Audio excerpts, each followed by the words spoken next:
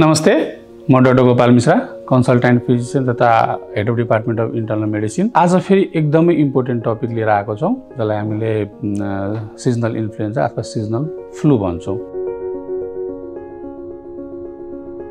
यो के हो त इन्फ्लुएन्जा अथवा सिजनल फ्लू भनेको के हो भनेदेखि यो चाहिँ भाइरल इन्फेक्सन जुन चाहिँ ड्रपलेटबाट सर्छ, ड्रपलेट इन्फेक्सन पनि भन्छौँ यसलाई। यो भनेको सिजनल किन भनेको भनेदेखि जस्तै जाडोबाट गर्मी, गर्मीबाट जाडो अथवा रेनी सिजनमा यो चाहिँ एकदमै सर्ने गर्छ। त्यसैलाई हामीले नाम नै राखेका छौँ सिजनल इन्फ्लुएन्जा अथवा सिजनल फ्लू। अब यो भनेको यसको लक्षण के हुन्छ त? अनि लक्षण भनेको हामीले जस्तै खोक्दा कफ, स्निजिङ हैन, त्यसपछि हामीले भिडभाडमासँग क्लोज कन्ट्याक्टमा आउने हैन, इभन हामीले टक गर्दाखेरि हैन, क्लोज कन्ट्याक्टमा टक गर्दाखेरि यो चाहिँ सर्ने गर्छ। कहाँ सर्छ र कस्तो कन्डिसनमा यो चाहिँ बढी सर्ने चान्स हुन्छ? जस्तै हामी भिडभाडमा हैन हुन्छौँ, सिनेमा हल भयो, हस्पिटल नै भयो, स्कुलहरूमा हुन्छ, मन्दिरहरूमा हुन्छ, यस्तोमा क्लोज कन्ट्याक्ट भएर जुन हाम्रो स्निजिङ हुने, कफ हुने हैन, त्यसपछि क्लोज कन्ट्याक्टको मान्छेमा सम्पर्कमा आउने त्यस्तोलाई सर्छ, किनभने नामै छ ड्रपलेट इन्फेक्सन हैन, त्यसले गर्दा सर्छ। अब यो चाहिँ कस्तोलाई हुने गर्छ? बेसिकली लेस देन 2 इयर र मोर देन 65 इयरलाई हुन्छ। तर अब जस्तै हाई रिस्क ग्रुप, त्यसमा के हुने भयो भनेदेखि हाई रिस्क ग्रुपमा इरेस्पेक्टिभ अफ एज, जस्तै कस्तो खाले पेसेन्ट हाई रिस्क ग्रुपमा पर्नुभयो त? जस्तै अब दीर्घकालीन रोग लागेको छ, क्रोनिक अब्स्ट्रक्टिभ पल्मोनरी डिजिज भयो, क्रोनिक ब्रोन्काइटिस भयो, CKD chronic kidney disease, chronic liver disease, immunosuppression थेरापीमा हुनुहुन्छ, जस्तै कसैले एस्टेरोइड लिँदै हुनुहुन्छ हो, त्यस्तोमा अलिकता चाँडै सर्ने भयो र उहाँहरूले प्रोपर भ्याक्सिनेसन लिनुपर्ने हुन्छ। अब यसको लक्षण के त? अनि कसरी हामी थाहा पाउने कि कुनै व्यक्ति इन्फ्लुएन्जाले लागेको छ अथवा सिजनल फ्लू लागेको छ? जस्तै टाउको दुख्ने, आँखाको वरिपरि एकदमै दुख्ने, त्यसपछि स्निजिङ हुने, कफ हुने, सुक्खा खोकीहरू हुने, त्यसपछि छाती भारी भएको जस्तो हुने, त्यसपछि हामी पुरै जिउ दुख्ने, जोर्नीहरू एकदमै दुख्ने त्यस्तो हुन्छ, खाना खान मन नलाग्ने, त्यसपछि कमजोरी फिल हुने, यो चाहिँ सिजनल फ्लूको लक्षण हो। अब हामीलाई सिजनल फ्लू लागेको छ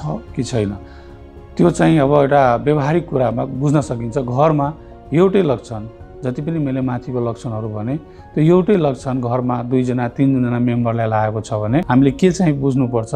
यो चाहिँ सिजनल फ्लू हुनसक्छ। अब अफकोर्स सिजन पनि अब रेनी सिजन छ आजकल, त्यसमा चाहिँ धेरै नै बिरामी आउनुहुन्छ सिजनल फ्लू लिएर। अब यसलाई कसरी प्रिभेन्सन गर्ने त? कसरी रोकथाम गर्ने यसलाई? यसमा हामीले जेनरल मेजर भन्छौँ र स्पेसल मेजर भन्छौँ। जेनरल मेजर भनेको हामीले सिम्पल कुरा गरेर प्रिभेन्ट गर्न सकिन्छ, जस्तै हाम्रो वेयरिङ मास्क भन्छौँ, मास्क लगाएर हामीले बचाउन सक्छौँ एकबाट अर्कोमा सर्न। ह्यान्ड वासिङ भन्छौँ, प्रोपर ह्यान्ड वासिङ गऱ्यो भने यो चाहिँ सर्दैन। इन्फेक्टेड ह्यान्डलाई हामीले फेसतिर लानु भएन, मुखतिर छुनु भएन हात इन्फेक्टेड छ भने। त्यसपछि अर्को हामीले पर्सनल कुरामा अलि हाइजिन मेन्टेन गरेर गर्न सक्छौँ, प्रोपर डाइट लिन सक्छौँ। त्यसपछि हामीले प्रोपर मात्रामा पानीको मात्रा प्रशस्तै हुनुपर्छ, झोलकुरा प्रशस्तै खानुपर्छ र एक्सर्साइज गर्नु पर्यो। आफूलाई डेली फिजिकल एक्टिभिटी गर्नु पर्यो। एक्सर्साइज गर्दाखेरि यो चाहिँ यसलाई प्रिभेन्सन गर्न सकिन्छ। अब स्पेसल मेजर भयो, यसमा चाहिँ के छ?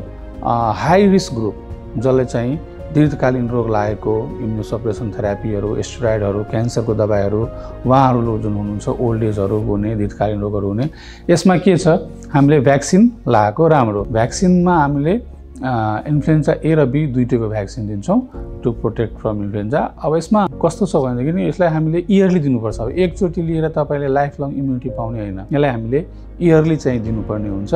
किन इयरली दिने भनेदेखि इन्फ्लुएन्जा भाइरसको के प्रोपर्टी हुन्छ? वर्षैभरि आफ्नो म्युटेसनको सहायताले त्यसको आफ्नो भेरिएसन चेन्ज गरिदिन्छ। उसको एउटा भेरिएसन छ भने अर्को वर्ष अर्को भेरिएसन, अपडेटेड भेरिएसन हुन्छ। भाइरस पनि आफैमा पनि अपडेटेड हुँदो रहेछ।